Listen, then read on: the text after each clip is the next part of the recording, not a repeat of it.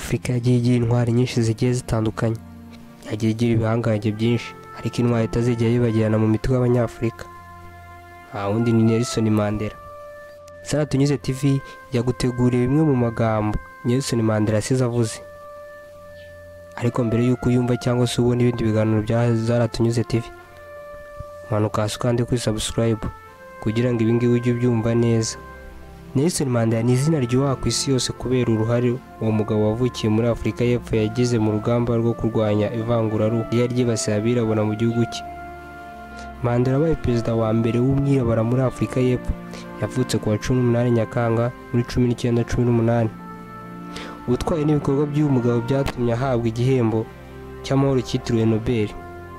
Zaratunyuze TV twakusanyije amagambo 10 akomeye yavuze, agasiga mu mateka no mu mitwe bya benshi. Ijambo rya mbere ngo nta hantu kure habi waba uri udashobora kuva ngo ugere ku ntsinzi mu gihe cyose waba wiyumvisemo ibyo ukora ndetse no kubirwanira ishyaka. Irya kabiri, ibintu byose ubitangira ubona bidashoboka bigasa bityo kugeza ubikoze.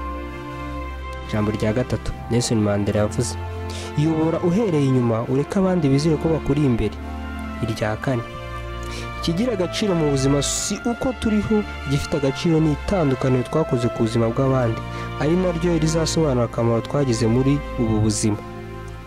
Irya gatanu Nelson Mandela yavuze, iyo umuntu abayeho afite ibyiringiro biba bimeze nk'aho umutwe werekera ku rumuri rw'izuba, ibirenge bye bikomeza kujya imbere. Hari ibihe by'umwijima naciyemo byari gutuma natekereza ko ubu muntu bubaho, ariko sinigeze niyemerera gutakaza ibyiringiro, kubura icyizere biganisha ku gutsindwa no gupfa. Irya gatandatu, uburezi niyo ntwaro y'ubumara bukomeye wakoresha mu guhindura isi. Irya karindwi, ngo ntugatinde ku muntu kubera ko hari ibyiza yagezeho, ahubwo jya umutindaho muri cya gihe yakoze amakosa n'uburyo yisubiyeho. Irya munani, tugomba kugira ubwenge mu gukoresha igihe kandi iteka tukazirikana ko igihe dufite ari cyo gukora icyiza.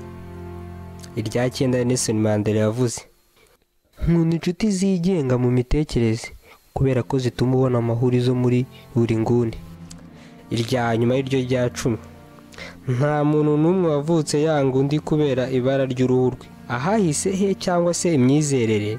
Urwango ni ikintu kigwa, niba rero kwangana byigwa no gukunda byakwigishwa, kubera ko urukundo ruba muri kamere y'umutima wa muntu kurusha urwango. Nelson Mandela Madiba, uyu musaza atabarutse ku ya 5 Ukuboza 2013 uye mu rugo Johannesburg muri Afurika y'Epfo. Mbibutse ko yanga ari amagambo 10 Nelson Mandela yasize avuze. Iyi ni Zaratunyuze TV. Mbibutse gukanda subscribe kugira ngo ibingibi ujye ubyumva neza. Mu minsi mike n'ibiganiro byiza biraza kuba bibageraho 5 kuri 5, amakuru y'abasitari ndetse na filime zigiye zitandukanye. Iyi ni Zaratunyuze TV.